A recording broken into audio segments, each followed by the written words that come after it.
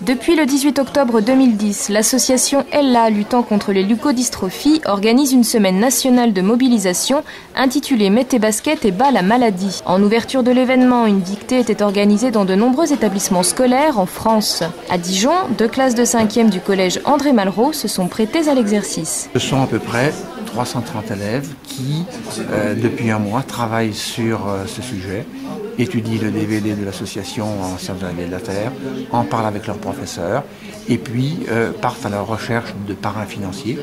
Et ils ont déjà réuni une somme importante qui dépassera sensiblement les 5 000 €. C'est un moment très important pour nous parce que cette opération Mets tes baskets, c'est un tiers du budget affecté à la recherche, par exemple pour Ella. Alors là, on voit vraiment comment les petites rivières font les grands fleuves. Dans l'académie, il se trouve qu'on a une politique pour le handicap qui est assez dynamique, c'est-à-dire qu'on scolarise particulièrement beaucoup d'élèves handicapés, vous avez vu, en milieu ordinaire. Et on est la seule académie de France à avoir une convention avec le handisport.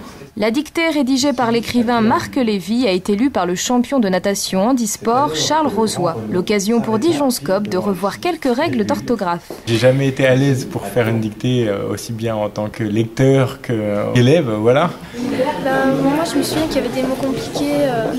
Hilarant. Alors comment vous l'avez écrit là? U2L-A-R-D.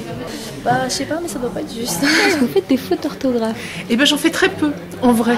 Je me souviens d'une dictée il y a 2 ans où il y avait vraiment des formules, j'aurais fait beaucoup de fautes d'orthographe à mon avis. Quelques astuces, il y en a peut-être une. Tâche qui tâche ne prend pas tâche.